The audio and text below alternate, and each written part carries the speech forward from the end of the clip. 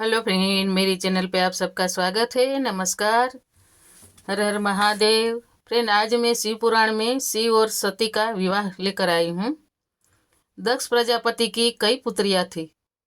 सभी पुत्रियां गुणवंती थी, फिर भी दक्ष के मन में संतोष नहीं था।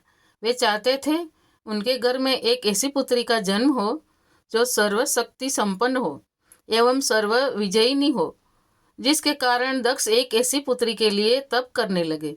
तप करते करते अधिक दिन बीत गए तो भगवती आद्या ने प्रकट होकर कहा, मैं तुम्हारे तप से प्रसन्न हूँ। तुम किस कारण वश तप कर रहे हो। दक्ष ने तप करने का कारण बताया तो माँ बोली, मैं स्वयं पुत्री रूप में तुम्हारे यहाँ जन्म धारण करूंगी। मेरा नाम होगा सती। मैं सती के रूप में जन्म लेकर अपनी लीलाओं का विस्तार करूंगी। फलतः भगवती आद्या ने सती रूप में दक्ष के यहाँ जन्म लिया। सती दक्ष की सभी पुत्रियों में सबसे अलौकिक थी। सती ने बाल्यावस्था में ही कई ऐसे अलौकिक आश्चर्यचलित करने वाले कार्य कर दिखाए, जिन्हें देखकर स्वयं दक्ष को भी विस्मयता होती रहती थी। जब सती विवाह योग्य हो गई तो दक्ष को उनके लिए वर की चिंता होने लगी। उन्होंने ब्रह्मा जी से इस विषय में परामर्श किया। ब्रह्मा जी ने कहा, सती आद्या का अवतार है। आद्या आदि शक्ति और शिव आदि पुरुष है। अंततः सती के विवाह के लिए शिव ही योग्य और उचित वर है। दक्ष ने ब्रह्मा जी की बात मानकर सती का विवाह भगवान शिव के साथ कर दिया। सती कैलाश में जाकर भगवान शिव के साथ रहने लगी। भगवान शिव के दक्ष के दामाद थे, किंतु एक ऐसी घटना घटित हो गई जिसके कारण दक्ष के हृदय में भगवान शिव के प्रति बैर और विरोध भाव पैदा हो गया। एक बार देवलोक में ब्रह्मा ने धर्म के निरूपण के लिए एक सभा का आयोजन किया था। सभी बड़े बड़े देवता सभा में एकत्रित हो गए थे। भगवान शिव भी इस सभा में बैठे थे। सभा मंडल में दक्ष का आगमन हुआ। दक्ष के आगमन सभी देवता उठकर खड़े हो गए, पर भगवान शिव खड़े नहीं हुए। उन्होंने दक्ष को प्रणाम भी नहीं किया। कलतः दक्ष ने अपमान का अनुभव किया। केवल यही नहीं, उनके हृदय में भगवान शिव के प्रति ईर्ष्या की आग जल उठी। वे उन्हें बदला लेने के लिए समय और अवसर की प्रतीक्षा करने लगे। एक बार सती शिव और कैलाश पर्वत पर बैठे हुए परस्पर वार्तालाप कर रहे थे। उसी समय आकाश मार्ग से कई विमान कनखल की एक ओर जाते हुए दिखाई पड़े। सती ने उन विमानों को देखकर भगवान शिव से पूछा, प्रभु, ये सभी विमान किसके हैं और कहाँ जा रहे? भगवान शंकर ने उत्तर दिया, आपके पिता ने बहुत बड़ा यज्ञ आयोजन किया है। समस्त देवता और देवांगनाएं इन विमानों में बैठकर उसी यज्ञ के सम्मिलित होने के लिए जा रहे। इस पर सती ने दूसरा प्रश्न किया, क्या मेरे पिता ने आपको यज्ञ में शामिल होने के लिए नहीं बुलाया? भगवान शंकर ने उत्तर दिया, आपके पिता मुझसे बैर रखते हैं, फिर वे मुझे क्यों बुलाने लगे?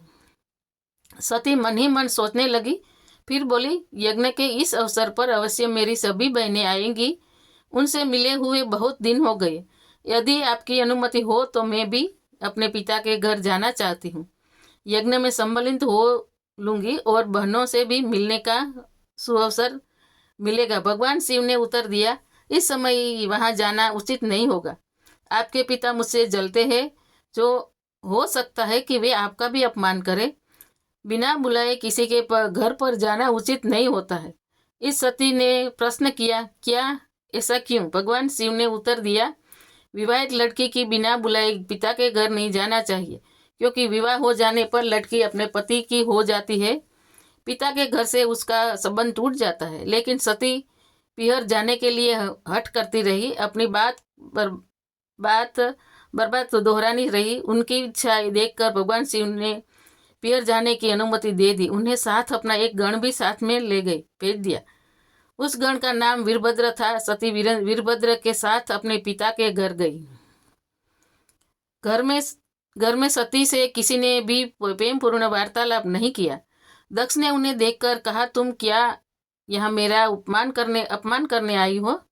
अपनी बहनों को तो देखो, वे किस प्रकार भांति भांति के अलंकारों और सुंदर वस्त्रों से सुसज्जित है। तुम्हारे शरीर पर मात्र बांध बांध भर है। तुम्हारा पति शमशानवासी और भूतों का नायक है। वह तुम्हें बांध भर छोड़कर और पहना ही क्या सकता है। दक्ष के वचन से सती के हृदय में पश्चाताप का सागर उमड़ पड़ा। वे सोचने लगी, उन्होंने यहाँ आकर अच्छा नहीं किया। भगवान ठीक ही कह रहे थे, बिना बुलाए पिता के घर भी नहीं जाना चाहिए। पर अब क्या हो सकता है, अब तो आ गई हूँ।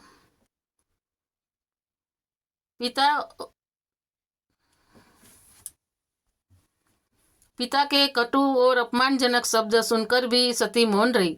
वे उस यज्ञ मंडल में गई जहाँ सभी देवता और ऋषि मुनि बैठे थे तथा यज्ञ कुंड में धू धू करती जलती हुई अग्नि में आहुतियाँ डाली जा रही थी। सती ने यज्ञ मंडप में सभी देवताओं के भाग देखे, किंतु भगवान शिव का भाग नहीं देखा। वे भगवान शिव का भाग न देखकर अपने पिता से बोली, पितृश्रेष्ठ, यज्ञ में तो सबके भाग दिखाई पड़ रहे हैं, किंतु कैलाशपति का भाग नहीं है। अपने उनका भाग क्यों नहीं रखा।